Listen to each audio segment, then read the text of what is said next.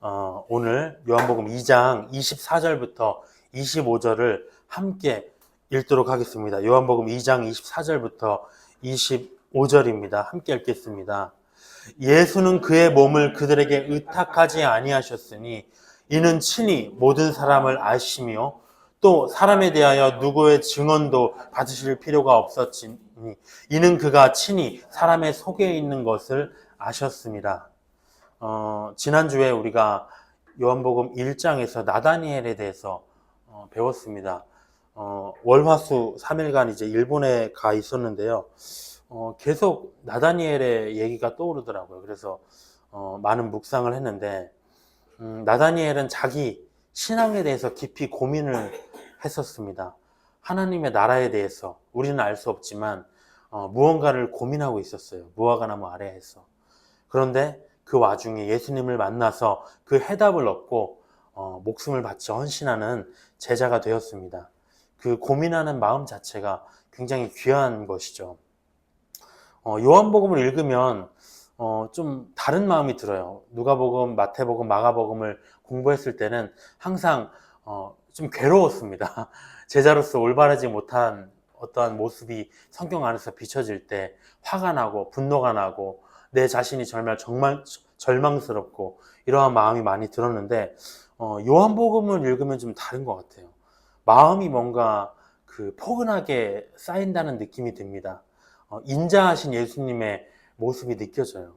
또 이 내용을 읽으면 정말 마음속에서 예수님이 살던 그 시대, 그 거리로 돌아간 듯한 느낌이 들더라고요. 그래서 정말 제가 카메라를 들고 예수님의 뒤를 쫓는 것 같은 느낌? 그런 마음속에서 준비를 하게 됩니다. 오늘 성령께서 깊은 몰입으로 우리를 인도해 주시기를 바랍니다. 2장 1절을 보도록 하겠습니다. 오늘은 두 가지의 내용이 나오는데요. 첫 번째는 물을 포도주로 바꾸시는 내용입니다. 1절, 사흘째 되던 날. 어떤 날로부터 사흘째 되는 날이냐면 앞서 이제 빌립과 나다니엘을 만난 지 3일째 되는 날인 것 같습니다. 갈릴리 가나에 혼례가 있어 예수의 어머니도 거기 계시고 예수와 그 제자들도 혼례의 청함을 받았더니 포도주가 떨어진지라 예수의 어머니가 예수에게 이르되 저들에게 포도주가 없다 하니 예수님과 제자들은 한 혼인잔치에 참석을 했습니다. 그 자리에 예수님의 어머니 마리아도 참석을 했고요. 제자들도 참석을 했어요. 도대체 누구의 결혼식이길래 이렇게 많은 사람들이 참석을 했을까? 당시에는 결혼식이 그 마을의 공동체 전체의 잔치였습니다. 축제였습니다. 우리가 전에 가나의 혼인잔치라는 다큐를 보셨는지 모르겠어요. 거기서 보면 우리가 당시에 결혼식은 어떻게 운영되냐면 일주일간 치러졌다고 해요. 일주일간. 우리가 장차 공중에서 이제 예수님을 영접하게 됩니다. 그 후에 어린 양의 혼인잔치가 치러지는데요. 그 기간이 얼마나 될까라는 생각이 들더라고요. 이걸 보면서. 아마도 저는 이 땅에서 7년 대환란이 치러지는 동안 7년간 벌어지지 않을까 싶어요. 7년간. 왜냐, 신부들이 너무 많아요. 예수님이 선 한 번씩 받고 너 잘 사느냐 이렇게 안부만 물어봐도 아마 그 정도 걸리지 않겠습니까? 그런 생각을 해봤습니다. 어쨌든 이 혼인잔치에서 포도주가 떨어졌다는 거죠. 성경에서 포도주는 뭘 의미하냐면 기쁨을 상징합니다. 기쁨. 그러니까 예수님도 최후의 만찬에서 포도주를 드셨어요. 그러면서 뭐라고 하시냐면 내가 하나님 나라에서 너희와 다시 새 것으로 마시기 전까지는 다시 포도주를 먹지 않겠다 하셨거든요. 그러니까 혼인잔치에서 이렇게 중요한 포도주가 떨어진다는 건 단순한 일이 아니었다는 거죠. 혼주의 어떤 명예와 체면이 달린 겁니다. 망쳐지는 거예요, 결혼식 자체가. 근데 그런 상황 속에서 마리아가 좀 오지랖이 좀 있었던 것 같아요. 자기 친척의 결혼식이었는지 모르지만 그걸 딱 보니까 이제 자기 아들인 예수님께 부탁을 합니다. 4절에 보면 예수께서 이르시되 여자여 나와 무슨 상관이 있나이까 내 때가 아직 이르지 아니하였나이다. 마리아가 도대체 무슨 생각으로 예수님에게 부탁을 했을까? 마리아는 남자를 알지 못할 때 성령으로 예수님을 잉태했습니다. 그리고 천사와 세례 요한의 어머니 엘리사벳으로부터 메시아의 탄생을 예고받았어요. 충분히 이 예수가 메시아라는 사실을 인지하고 있었습니다. 마음에 담아두었다고 누가복음에는 나오죠. 30여 년간 예수님을 키워오면서 아마 확신했을 겁니다. 이 아들의 성품, 뭔가 다르다. 일반인이 아니다라고 확신을 했겠죠. 그렇기 때문에 위급한 상황이 이렇게 오니까 예수님에게 부탁을 하는 거예요. 누구에게? 당신의 메시아적인 초자연적인 능력으로 한번 이 포도주를 좀 만들어서 이들을 돕자. 우리가 이 내용을 보면 이렇게 생각할 수 있습니다. 아이고, 물을 포도주로 바꾸는 거? 그거 너무 쉬운 일 아니야? 너무 단순한 일? 근데 이걸 잘 보면 이것이야말로 신이라는 표적이라는 거죠. 메시아의 표징입니다. 왜? 이거는 형질을 완전히 바꾸는 것이거든요. 우리가 물의 분자식을 아실 겁니다. H2O라고 우리가 알고 있잖아요. 근데 포도주의 분자식 제가 찾아봤는데 너무 복잡해요. C2H5IOCO2 이렇게 돼 있거든요. 엄청나게 많은 정말 복잡한 구조가 완전히 다른 물건인 거예요. 전혀 새로운 물건입니다. 형질입니다. 그러니까 흙을 가지고 사람을 만드는 것처럼 엄청나게 위대한 일이라는 거죠. 창조자만 할 수 있는 일인 겁니다. 그렇기 때문에 우리에게 소망이 있는 거 아닙니까? 하나님으로부터 모세의 능력을 흉내낸 애굽의 마술사들이 있었어요. 그들의 능력으로는 이거 불가능한 일이에요. 원하는 것은 뭐냐면 우리에게 원하는 게 뭡니까? 이 죄로 물든 육신이 완전히 다른 형질로 변화되는 겁니다. 신적인 거룩함을 가진 성도로 거듭나는 거예요. 이거는 그 누구도 해낼 수 없는 일입니다. 오직 물을 포도주로 바꾸신 예수님만이 가능하신 일이라는 거죠. 5절에 그의 어머니가 하인들에게 이르되 너희에게 무슨 말씀을 하시든지 그대로 하라 하니라. 근데 좀 특이한 건 뭐냐면 4절에서 예수님이 내 때가 아직 이르지 아니하였습니다. 나와 무슨 상관이 있습니까? 얘기했다는 거죠. 그러니까 이 말은 뭐냐? 세례 요한의 침례 현장에서 성령 세례도 받으셨습니다. 또 제자들도 다 부르셨습니다. 그리고 본격적으로 지금 공생애를 시작하셨어요. 근데 내 때가 아직 이르지 않았다는 게 도대체 무슨 말이냐? 매칭이 안 된다는 거죠. 그것은 뭐냐면 공생애를 시작하지 않았다는 게 아니라 자기가 십자가 죽음으로 온 인류 사역을 성취해야 되고요. 또 부활해서 영광 받으실 때가 그 일들이 지금 남아 있어서 내가 거기에 지금 집중을 해야 되는데 혼인잔치에서 물을 포도주로 바꾸는 이 의미 없는 일, 내가 할 일이 아니다. 그게 나와 무슨 상관이 있냐는 거죠. 내 메시아적인 위치와 무슨 상관이 있냐. 사역과 관계가 없는 일이다. 이런 뉘앙스로 봤을 때 예수님은 마리아의 청을 거절한 것 같아요. 근데 마리아는 예수님 말 안 듣는 것 같아요. 그 사람이 뭔 얘기를 하든지 그대로 하라라고 했거든요. 왜냐? 아마 그러지 않았을까 싶어요. 예수님이 어렸을 때부터 그 예수님을 양육해 오면서 그분의 성품을 알았겠죠. 효심을 알았을 겁니다. 뭔가 사람을 돕고 하는 마음을, 어려움에 처한 사람들을. 그래서 할 것이다. 예수가 할 것이다. 6절에 보면 거기에 유대인의 정결의식을 따라 두세 통 드는 돌 항아리 6이 놓였는지라. 예수께서 그들에게 이르시되 항아리에 물을 채워라 하신즉 아귀까지 채우니 이제는 떠서 연회장에게 갖다 주라 하심에 갖다 주었더니 연회장은 물로 된 포도주를 맛보고도 어디서 났는지를 알지 못하되 물떠온 하인들은 알더라. 연회장이 신랑을 불러 말하되 사람마다 먼저 좋은 포도주를 내고 취한 후에 낮은 것을 내거늘 그대는 지금까지 좋은 포도주를 두었도다 하니라. 예수께서 이 첫 표적을 갈릴리 가나에서 행하여 그의 영광을 나타내심에 제자들이 그를 믿으니라. 우리가 취해 보셨는지 모르겠지만 취하기 전에는 술 맛을 다 알아요. 근데 어느 정도 취하고 나면 막걸리가 뭔지 맛 몰라요. 그냥 먹는 거야. 그냥. 근데 이 얘기를 하는 거죠. 좋은 포도주를 처음부터 내지 왜 이제서야 내는가. 제가 직장 선교회 우리 사무실에도 있었는데 거기서 어떤 분 아이디가 물 떠온 하인이더라고요. 그래서 나는 뭐야 이게 물 떠온 하인이 뭘까라는 생각을 했는데 오늘 보니까 여기서 나오더라고요. 그러니까 하나님이 사람을 통해서 일을 하시는데 하인, 이 종들은 뭘 해야 되는가? 뭔 말을 하시든지 그대로 하라. 이 말씀이 떠오르더라고요. 와, 이 포도주 항아리에 물을 담아서 연회장에 내놓으라는 이 일을 순종하기 쉽겠습니까? 아, 이거 개망신이다. 이거 사람들 물 맛보고 완전히 이거 큰일 나겠구나. 근데 그 이해되지 않은 명령에도 순종을 했다는 거죠. 그대로 행했습니다.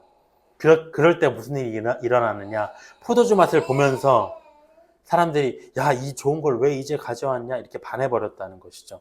물떠온 하인의 역할을 오늘 또 생각해 봤습니다. 근데 사람들이 이게 육신의 기쁨을 위해서 먹고 마시는 거잖아요, 포도주가. 근데 아까 처음에 예수님이 말씀하셨듯이 이 일은 나와 상관이 없다 하셨는데도 불구하고 기꺼이 행하셨습니다. 그래서 어떻게 됐느냐, 11절과 같이 제자들에게 자기의 능력, 영광을 드러내서 자기의 메시아 되심을 믿게 하는 첫 번째 증거, 표적으로 삼으셨다는 거죠. 모든 일이 합력해서 선을 이룬 겁니다. 아무 쓸데없는 일, 우리가 보기에는. 그게 무슨 기적이야? 그걸 가지고도 믿음의 표적으로 사용하셨다는 거죠. 두 번째 표적은 4장에서 이제 나옵니다. 첫 번째, 물을 포도주로 변화시키는 일. 두 번째 하신 일은 성전 청소입니다. 12절에 보면 그 후에 예수께서 그 어머니와 형제들과 제자들과 함께 가버나움으로 내려가셨으나 거기에 여러 날 계시지는 아니하시니라. 왜 그러냐면 곧 예루살렘에 이제 가셔야 되거든요. 거기서 하실 일이 있었거든요. 13절에 유대인의 유월절이 가까운지라 예수께서 예루살렘으로 올라가셨다라고 돼 있어요. 제자들과 만난 첫 번째 유월절입니다.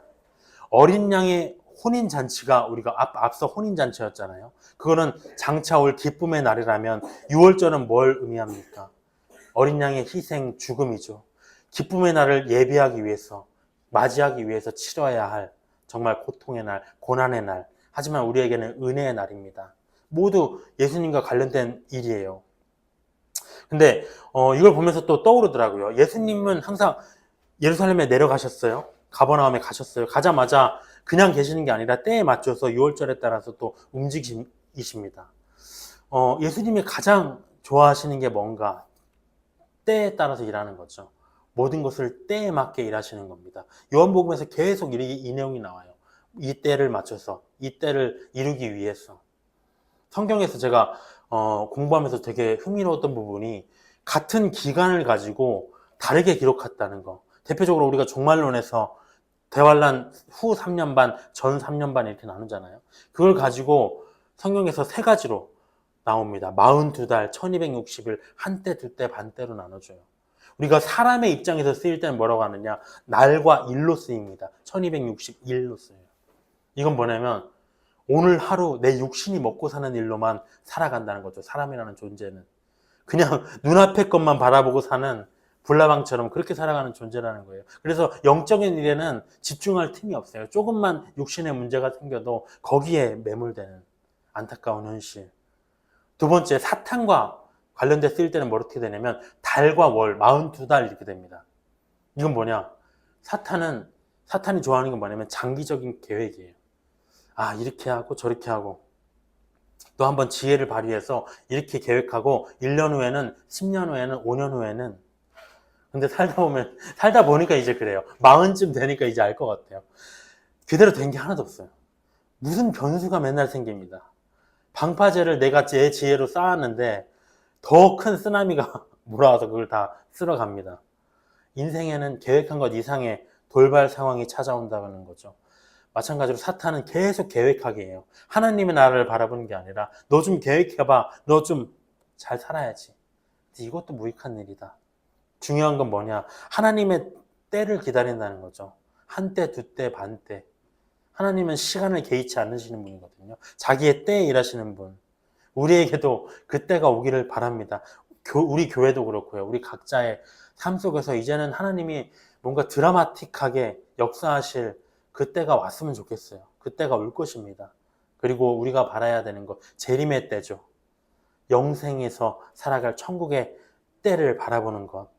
14절에 성전 안에서 소와 양과 비둘기 파는 사람들과 돈 바꾸는 사람들이 앉아 있는 것을 보시고 노끈으로 채찍을 만드사 양이나 소를 다 성전에서 내쫓으시고 돈 바꾸는 사람들의 돈을 쏟으시며 상을 엎으시고 비둘기 파는 사람들에게 이르시되 이것을 여기서 가져가라. 내 아버지의 집으로 장사하는 집을 만들지 말라 하시니 제자들이 성경 말씀에 주의 전을 사모하는 열심히 나를 삼키리라 한 것을 기억하더라. 유대인들이 어떻게 생각했습니까? 성전을 자기들은 사모했어요. 그래서 장사도 하고 열심히 일하고 있다고 생각했어요. 하나님을 위해서. 근데 그 헛된 열심이 그들을 삼켰다는 거죠. 어디로 삼켰냐? 심판으로, 지옥으로. 자기들의 헛된 믿음이 그렇게 자기들의 인생을 삼켜버린 겁니다. 뭐가 헛되었나? 모든 유대인들은 우리가 알다시피 매년 절기에 와서 어디에 살든지 간에 제사를 드려야 됩니다. 특별히 6월절, 유대인들에게 가장 중요한 절기예요. 율법에 따라서 각자의 형편에 맞게 짐승들을 가져옵니다. 아까 소와 양도 있지만 가난한 자들은 비둘기도 가져왔어요. 어떤 사람은 또 돈을 가져왔습니다. 그래서 그 속전이라고 하죠. 근데 자기가 다 이렇게 집에 와서 챙겨갔는데 우리가 정말 우리가 어떤 축제를 할 때 가보면 어떻습니까? 현장에 가면 되게 비싸게 팔아요. 우리도 여행 갔다 왔지만 어떤 유원지나 이런 데 가면은 무슨 날 되면 엄청 비싸게 뭉팅해서 팔잖아요. 그것처럼 가보니까 6월절이라고 가보니까 성전 앞에 가니까 제사장들이 이거 안 된다는 거예요. 이 제물로. 왜? 이건 더럽다. 어떻게 준비했는지 모르잖아. 이 더러운 제물을 하나님께 어떻게 드리냐? 어떻게 준비해 왔는지도 모르는 제물을. 이거 흠이 있어서 안 돼. 꼬투리를 계속 잡는 거예요. 또 화폐를 내려고 해도 문제예요. 당시에는 통용되는 돈이 뭐냐면 데나리온이었어요. 로마 식민지였으니까. 로마 황제 얼굴이 그려져 있었습니다. 이거 안 된다는 거죠. 감히 하나님께 드려야 되는데 그런 이방 왕의 얼굴이 그려진 속전 안 된다. 그래서 근데 그럼 어떻게 해요? 이게 없으면 내가 제사를 못 드리는데. 그래서 성전 앞에서 장사꾼들이 파는 짐승을 사고요. 비싼 값에. 또 환전상들에게 수수료를 높게 물어가면서 그 돈을 바꿨다는 거죠. 근데 문제가 뭐냐면 이 제사장들과 장사꾼 환전상들이 상호에 결탁했다는 거죠. 그래서 이런 일을 벌였다는 것. 그 사실을 다 알고 계셨습니다. 그래서 예수님이 어떻게 하셨냐면 다 엎어버렸다는 거죠. 성전 앞에 장사꾼들과 성전 안에 헛된 짐승까지도 돈까지도 다 엎어버렸습니다. 왜 엎으셨는가? 이렇게 신앙생활하면 안 된다는 거죠. 돈을 너무 사랑해서 사람들을 속여가면서 형제의 것을 빼앗아가면서 손해를 입혀가면서 그거는 하나님 사랑이 아니다라는 거예요. 18절에 보면 이에 유대인들이 대답하여 예수께 말하기를 네가 이런 일을 왜 행하느냐? 무슨 표적을 우리에게 보이겠느냐? 네가 이런 일을 우리한테 행하는 권위를 말해달라. 네가 메시아냐? 그러면 그 표적, 증거를 보여달라는 것이죠. 19절에 예수께서 대답하여 이르시되 너희가 이 성전을 헐라 내가 사흘 동안에 일으키리라. 유대인들이 이르되 이 성전은 46년 동안에 지었거늘 네가 3일 동안에 일으키겠느냐? 알다시피 우리가 헤롯 성전이 70년 정도 해서 지어졌습니다. 중반쯤 되는 상황이었죠. 그러나 예수는 성전된 자기 육체를 가리켜 말씀하신 것이라. 사람들이 예수님께 메시아의 표적을 요구하니까 이 성전을 헐면 내가 3일 만에 일으킬 것이다 답하셨어요. 뭐냐? 이거는 자기 육신을 얘기하셨다는 거죠. 너희가 죽은 자가 3일 만에 살아나는 것을 보거든 그가 메시아인 줄 알라. 근데 내가 그렇게 될 것이다. 그 표적을 보이신 거예요. 미리 예고하신 겁니다. 근데 사람들은 알지 못했죠. 그 성전이 예수님을 의미하는지. 22절에 죽은 자 가운데서 살아나신 후에야 제자들이 이 말씀하신 것을 기억하고 성경과 예수께서 하신 말씀을 믿었더라. 믿음의 대상, 성경과 예수께서 하신 말씀입니다. 성경은 구약 성경이었겠죠, 당시에는. 예수께서 하신 말씀은 신약 성경입니다. 모든 성경. 제자들은 부활하신 후에야 이 말씀의 의미를 깨달았어요. 그 전에는 몰랐다는 것이죠.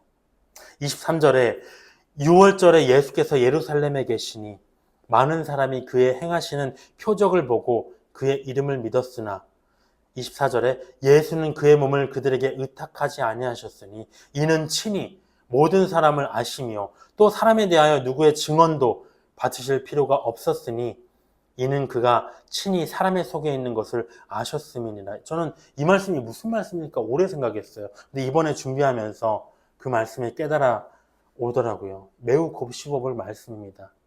많은 사람들이 23절에 보면 메시아가 행하는 초자연적인 표적을 보고 그들을 믿고 따랐어요. 우리는 그것이 하나님의 영광이 되었을 것이라고 생각하고요. 물론 영광이 됐을 겁니다. 그 믿음이. 근데 예수님이 뭐라고 하셨냐면 그럼에도 불구하고 자기의 몸을 그들에게 의탁하지 아니하셨다. 자기가 하나님의 아들이라고 외치는 그 누구의 증언도 받으실 필요가 없으셨다는 거죠. 이건 무슨 말이냐? 믿음은 우리를 위한 것이라는 것이지 예수님을 위한 게 아니라는 겁니다. 예수님은 사역을 하면서 사람들의 반응에 연연하지 않았다는 거죠. 예수님은 자기의 때에 자기의 일을 이루시는 분이고요. 이미 이는 내 사랑하는 아들이요 기뻐하는 자라 하나님으로부터 증언을 받으셨어요. 근데 사람의 증언이 무슨 필요가 있었느냐는 거죠. 예수 그리스도는 모든 사람을 아셨다고 합니다. 그 마음속에 있는 모든 것을 다 알고 계셨다고 합니다. 뭘 아셨을까요? 사람은 그렇게 믿을 만한 존재가 아니라는 거죠. 지금은 이들이 나를 높여 세우지만 결국엔 어떻게 됩니까? 어느 순간 사람들은 돌아서고요. 그 극악무도한 바라바라는 죄인보다 자기들을 더 죄인 취급해서 십자가에 못 박혀 죽으실 것을 다 알았습니다. 예수님이 사람의 그 믿음의 반응에 사역을 하셨다면 어떻게 됐을까요? 무너졌겠죠. 사람의 반응에 일희일비했다면 사역을 못 하셨을 겁니다. 하지만 예수님은 이 사람이라는 정말 이 존재에 참을 수 없는 가벼움을 이미 아셨다는 거죠. 그래서 그들이 무엇라 하든지 간에 자기는 자기의 길을 때에 맞게 가셨을 뿐입니다. 사람은 보이는 표정만을 쫓는 존재예요. 내가 만지고 먹고 입고 이런 표적이 없으면 금세 마음이 변합니다. 참 일본에 가서 먹고 마시는데요. 사람이 참 육신의 그런 만족들을 채워나갈 때 이번에는 나다니엘이 떠올라서 그래도 묵상을 좀 했는데 그렇잖아요. 너무 육신이 즐거워지면 영적인 것들이 안 떠올라요. 참 이게 안타까운 사람의 모습. 예수님 다 아셨죠. 하나님은 예전에도 지금도 그렇고요. 미래에도 그렇고 우리 마음을 보고 우리를 이끌어가지 않으신다는 겁니다. 우리 마음을 보고 이끌어가셨으면 벌써 우리를 버리셨겠죠. 하나님은 예수 그리스도로 인하여서 우리를 보존하십니다. 그래서 우리가 해야 할 고백은 뭐냐? 베드로의 고백, 주여 영생의 말씀이 주께 있사오니 우리가 누구에게로 가오리이까? 오늘 예수님은 이 장에서 뭔가를 바꾸셨어요. 두 번 다. 첫 번째는 물을 포도주로 바꿔서 유대인들의 신앙을 바꾸고자 하셨습니다. 또 뭘 바꾸셨느냐? 성전 안과 밖에 장사꾼들과 환전상들을 몰아내서 참 신앙의 길로 그들을 바꾸고자 하셨다는 거죠. 그리고 마찬가지로 물을 포도주로 바꾸듯이 우리의 죄된 형질도 완전히 새로운 것으로 바꾸실 것입니다. 오직 예수 그리스도만이 하실 수 있습니다. 예수님만이 우리를 변화시킬 수 있습니다. 기도로 이 시간을 마치겠습니다. 주님, 우리에게 무슨 소망이 있겠습니까? 주님은 우리를 바라보시고 사역하지 않으셨습니다. 우리가 오늘 믿음으로 뜨거워도 또 내일이 되면 차가운 마음으로 주를 배신할 것을 알고 계셨습니다. 하지만 우리가 예수 그리스도를 안다는 그 사실 하나만으로 우리를 포기하지 않으시고 늘 끝까지 하나님의 계획에 따라 우리를 천국으로 보존하시기 위해 우리 손을 잡고 이끌어 가십니다. 주님의 사랑의 그 계획에 우리가 순종하기 원합니다. 영생의 말씀이 주께 있사오니 우리가 어디로 가오리이까? 그 마음만은 변치 않게 되기를 원합니다. 많은 실수와 많은 잘못에도 주님의 말씀, 그것이 진리이고 다시 올 주님의 왕국이 진리임을 믿는 그 마음만큼은 변하지 않게 도와주시옵소서. 한 주 한 주를 살아갈 때 힘이 나게 하시고 우리 교회를 향한 주님의 뜻을 이루시고 또 우리 교회에 나와야 될 자들의 마음을 굳건히 지켜주시옵소서.